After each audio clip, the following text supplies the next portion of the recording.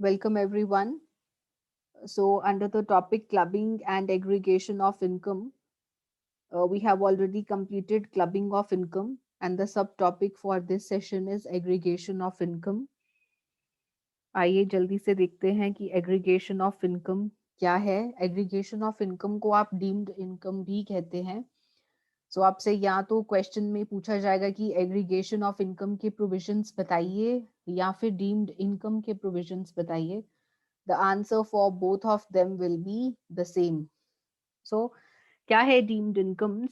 Deemed income का मतलब है कि ऐसी इनकम जो आपकी इनकम ना होते हुए भी आपकी इनकम मानी जाएगी। लॉ के अकॉर्डिंगली ऐसी इनकम आपकी इनकम मानी जाएगी। Such incomes are known as deemed incomes.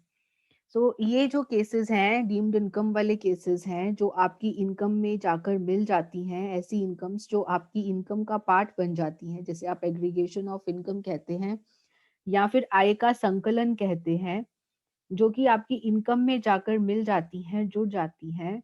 ऐसी एग्रीगेशन ऑफ इनकम के जो प्रोविजंस हैं वो आपको section 68, 69, 69A, 69B and 69C के अंडर दिए हुए हैं।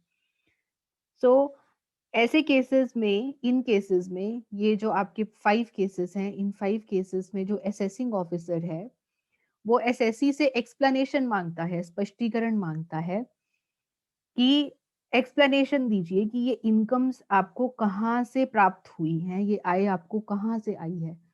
यदि एसएससी स्पष्टीकरण ना दे पाए, एक्सप्लेनेशंस नहीं दे पाता है, या फिर एसएससी द्वारा दिया गया जो स्पष्टीकरण है वो असेसिंग ऑफिसर के हिसाब से असंतोषजनक है, अनसेटिस्फैक्टरी है, तो ऐसे में ऐसी इनकम को, ऐसी आय को एसएससी की ही आय माना जाता है, जिसे आप डीम्ड इनकम कहते हैं।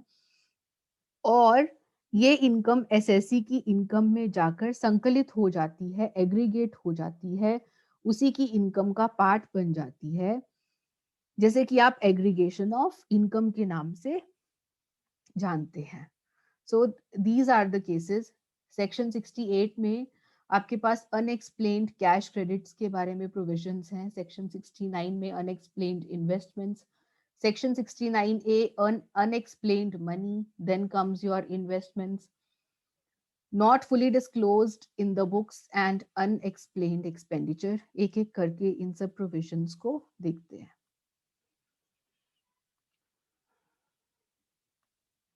So the first one is unexplained cash credits, section 68। Unexplained cash credits क्या है? अस्पष्टीकृत नकद जमा राशि।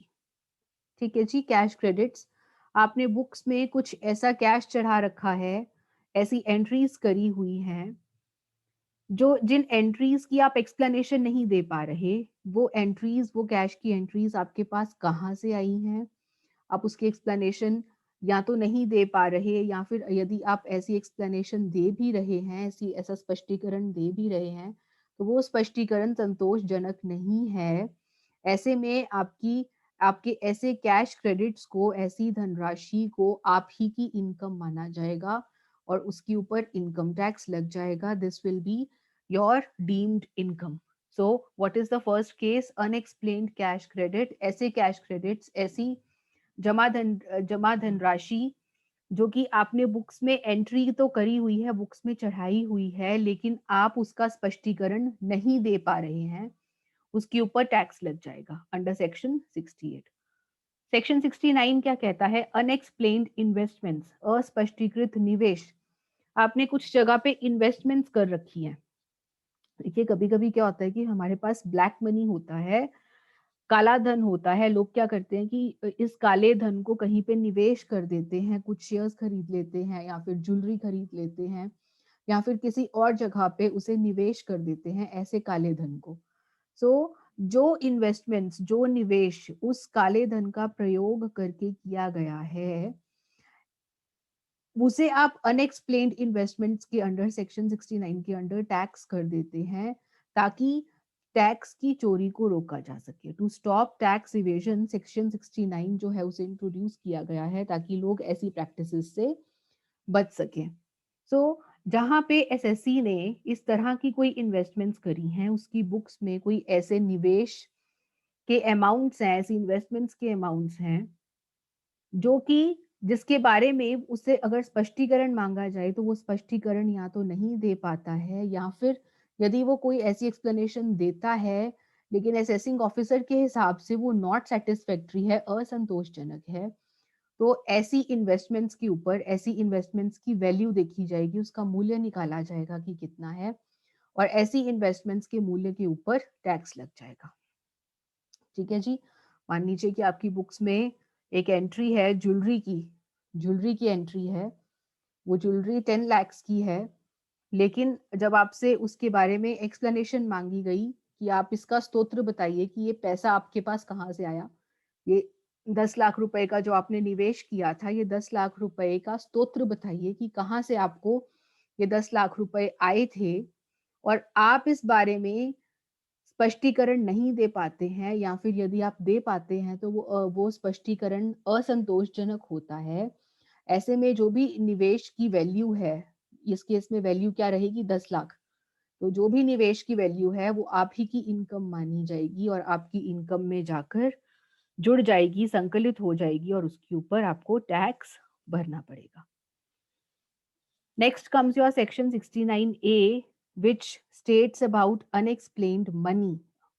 आपके पास अस्पष्टीकृत धन इत्यादि, धन या फिर बुलियन या फिर ज्वेलरी या फिर अदर वैल्यूएबल आर्टिकल्स हैं, यानी कि आपके पास कुछ धन है, कुछ सोना, आभूषण या फिर इस तरह की कोई अन्य मूल्यवान वस्तुएं हैं, आप ऐसी वस्तुओं के मालिक हैं, और ऐसे धन, सोना, आभूषण एवं अन्य मूल्यवान वस्तुओं को आपने बुक्स में रिकॉर्ड नहीं किया गया, आपने इन इन वस्तुओं को बुक्स में रिकॉर्ड नहीं किया है, और जब आपसे इन वस्तुओं को पाने का स्रोत पूछा जाता है, आप उस सोर्स के बारे में एक्सप्लेनेशन नहीं दे पाते, या फिर दी गई एक्सप्लेनेशन अनसैटिस्फैक्टरी है, असंतोषजनक है, तो इस तरह के धन और इस तरह की वस्तुओं को आपकी इनकम माना जाएगा, डीम्ड इनकम माना जाएगा,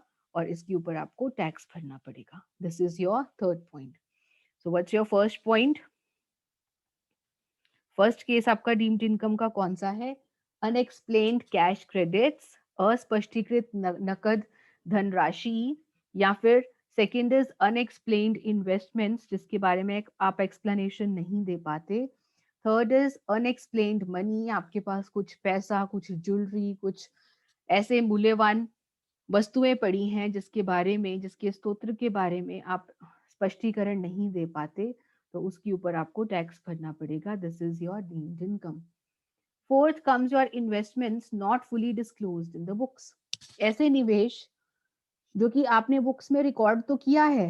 देखिए, यहाँ पर हमने क्या किया था, सेकंड केस में क्या किया था, आपने निवेश तो किया है, लेकिन पूरा का पूरा आपने बुक्स में रिकॉर्ड नहीं किया, बिल्कुल रिकॉर्ड नहीं किया। अनएक्सप्लेन्ड इन्वेस्टमेंट्स में क्या है कि आपके पास ज्वेलरी मिली और आपने उस ज्वेलरी को बुक्स में नहीं चढ़ा रखा था, दिस इज अनएक्सप्लेन्ड इन्वेस्टमेंट्स। लेकिन जो हम पार्ट 4 कर रहे हैं, ये वाला जो पार्ट है, इसमें आपने रिकॉर्ड तो किया है, आपने बुक्स में रिकॉर्डिंग तो करी है ऐसी इन्वेस्टमेंट्स की, लेकिन आपने जो वैल्यू है वो कम दिखाई है, आपने जो बुक्स में वैल्यू दिखाई है ऐसे निवेश की वो कम दिखाई है, तो ऐसे केस में आपका सेक्शन 69 भी एप्लीकेबल हो जाता है, जहां पर एसएससी ने निवेश किया हो अथवा उसे किसी धन, बुलियन, ज्वेलरी एवं अन्य मूल्यवान वस्तुओं का मालिक पाया गया हो, लेकिन ऐसे निवेश को उसने बुक्स में रिकॉर्ड तो किया है, लेकिन उसकी पूरी वैल्यू नहीं दिखाई, और जब उससे एक्सप्लेनेशन मांगी जाती है तो वो एक्सप्लेनेशन या तो नहीं दे पाता या फिर असंतोषजनक स्पष्टीकरण देता है, तो ऐसे में जो भी अधिक धनराशि होगी उसके ऊपर आपको टैक्स भरना पड़ेगा, उसको आपकी इनकम माना जाएगा। अब इसके लिए मैंने देखिए आपके लिए एक एग्जांपल लिया है। देखिए आपके पास कुछ धन पड़ा था 2000 का, मान लीजिए आपके पास बहुत सारे बंडल्स पड़े हैं 2000 के नोट के, साथ ही साथ आपके पास बुलियन है, सोना है, जिसमें कि आपके पास 100 ग्राम का 100 ग्राम का सोना पड़ा है, एक 5 ग्राम की ईंट पड़ी है आपके पास, और साथ ही साथ आपके पास ज्वेलरी पड़ी है, डायमंड या फिर गोल्ड का ग्लास है, या फिर इसी तरह की कुछ अन्य मूल्यवान वस्तुएं आपके पास पड़ी हैं, और इन सबको मिलाकर जो मूल्य बनता है इन सब इन्वेस्टमेंट्स का, वो मूल्य है 10 लाख। लेकिन आपने बुक्स में इस 10 लाख को सिर्फ 6 लाख के रूप में ही दिखाया है। आपने जो रिकॉर्डिंग करी है वो 6 लाख करी है, 10 लाख नहीं करी। आपने कितने की रिकॉर्डिंग कम करी है बुक्स में? आपने 4 लाख की रिकॉर्डिंग कम करी है। ये 4 लाख जो है ये आपकी डीम्ड इनकम मानी जाएगी। दैट मीन्स कि जितनी वैल्यू है, निवेश की जितनी वैल्यू है वो ज्यादा है, और आपने बुक्स में कम रिकॉर्ड करी है, तो ऐसे में जितनी भी अधिक वैल्यू होगी, जितना भी अधिक मूल्य होगा, वो आपकी इनकम मान ली जाएगी। This is your deemed income. And the last part is unexplained expenditure which comes under section 69C। आपने कुछ ऐसा खर्च किया है जिसका स्तोत्र आप नहीं बता पा रहे।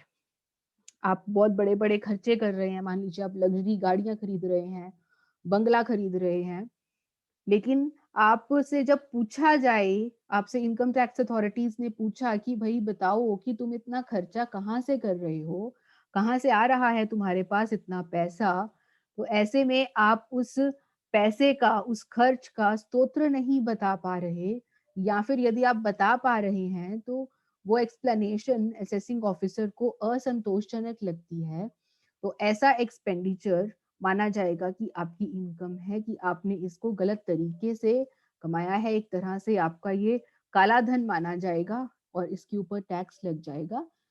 डीम्ड इनकम मानी जाएगी ये, और आपको इसके ऊपर टैक्स भरना पड़ेगा।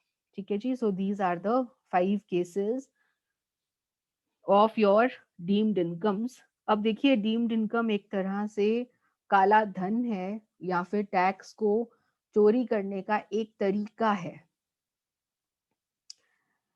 ऐसे में आपको पेनल्टीज लग सकती हैं, हायर रेट ऑफ टैक्स पे करना पड़ सकता है। देखिए, अगर आप नॉर्मल केसेस में देखें तो आपका हाईएस्ट स्लैब रेट कितना होता है? 30%। आपको 30% टैक्स पे करना होता है हाईएस्ट स्लैब के अंडर।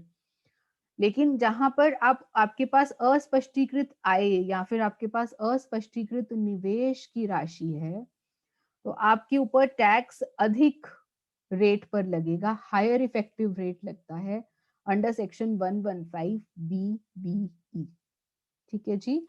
क्या रेट है? देखिए, 83.25%। इतना हायर रेट आपको पे करना पड़ता है, क्योंकि आपको इसके लिए सजा मिलती है एक तरह से। और ये 83.25 किस तरह से बनता है? देखिए, फ्लैट रेट होता है इसमें 60%, साथ ही साथ इसमें सरचार्ज लग जाता है 25%, और इस 83.25% में पेनल्टी और सेस भी इंक्लूडेड होता है। और इन सबको मिला के जो इफेक्टिव टैक्स का रेट बनता है वो 83.25% बनता है। ये एक तरह की आपके लिए सजा है कि आप क्योंकि एक्सप्लेनेशन नहीं दे पा रहे हैं, आप स्तोत्र नहीं बता पा रहे हैं, दैट मीन्स कि आपके पास जो भी आय है, या फिर जो भी पैसा आपके पास मिला है, या फिर कोई भी निवेश अगर आपने किया है, आपने गलत तरीके से, आपने गलत माध्यम से उसे कमाया है, आपने आप उसका स्तोत्र नहीं एक्सप्लेन कर पा रहे हैं, दैट मीन्स कि एक तरह से वो आपके लिए काला धन है। और अगर आप काला धन अर्जित करते हैं, इकट्ठा करते हैं, तो सजा तो मिलेगी ही। और वो सजा किस रूप में मिलती है? आपके ऊपर हायर टैक्स का रेट लगाया जाता है, अधिक टैक्स रेट लगाया जाता है, और वो टैक्स रेट कितना है? 83.25%। आइए जल्दी से एक क्विक रिविजन कर लेते हैं सारे प्रोविजंस की। So first of all, what do we have? Aggregation of income, जिसे आप डीम्ड इनकम के नाम से भी जानते हैं। सेक्शंस कौन से हैं? Section 68, 69, 69A, 69B and 69C। 69 section 68 में हमारे पास अनएक्सप्लेन्ड कैश क्रेडिट्स हैं। आपने बुक्स में कैश की एंट्रीज रिकॉर्ड कर रखी हैं, लेकिन आप उस जमा धन राशि का स्तोत्र नहीं बता पा रहे हैं, या फिर बता पा रहे हैं तो असंतोषजनक है, आपकी इनकम मान ली जाएगी। अनएक्सप्लेन्ड इन्वेस्टमेंट्स, आपके पास कुछ ऐसा निवेश है, आपने कहीं पे निवेश किया है, आपने उस निवेश को अपनी बुक्स में रिकॉर्ड नहीं किया और आप उसका सोर्स भी नहीं बता पा रहे, आप स्पष्टीकरण नहीं दे पा रहे या फिर असंतोषजनक स्पष्टीकरण है, तो वो आपकी डीम्ड इनकम मान ली जाएगी। थर्ड कम्स अनएक्सप्लेन्ड मनी, आपके पास कुछ धन मिला है, कुछ कुछ सोना मिला है, कुछ आभूषण या फिर अन्य मूल्यवान वस्तुएं मिली हैं, जिसको पाने का सोर्स आप नहीं एक्सप्लेन कर पा रहे या फिर असंतोषजनक तरीके से एक्सप्लेन कर पा रहे हैं, वैसे आपकी डीम्ड इनकम माना जाएगा और हायर रेट के ऊपर टैक्स लगेगा। फोर्थ इज ऐसे इन्वेस्टमेंट्स जिन्हें आपने बुक्स में रिकॉर्ड किया तो है, लेकिन आपने उसकी पूरी वैल्यू रिकॉर्ड नहीं करी। ऐसे में जितनी आपने अधिक वैल्यू जितनी आपने कम वैल्यू रिकॉर्ड करी है वो आपकी डीम्ड इनकम मानी जाएगी और उसके ऊपर आपको हायर रेट पर टैक्स पे करना होगा।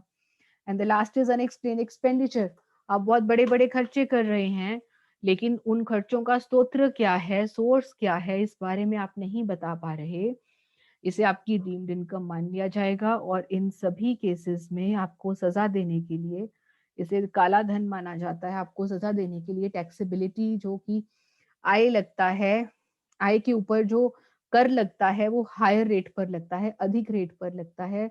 और क्या रेट है ये स्पेसिफाई किया गया है अंडर सेक्शन 115 BBE। इस सेक्शन के अंडर आपको रेट दिया गया है और वो क्या रेट है, 83.25%, जिसमें कि फ्लैट रेट है 60%, सरचार्ज है 25%, साथ ही साथ पेनल्टी एंड सेस का अमाउंट भी इसमें इंक्लूडेड है। जिन सबको ऐड करके जो टोटल रेट बनता है, जो हायर इफेक्टिव रेट है, दैट मीन्स जो असरदार रेट इन सबका मिलाकर बनेगा, दैट विल बी 83.25%।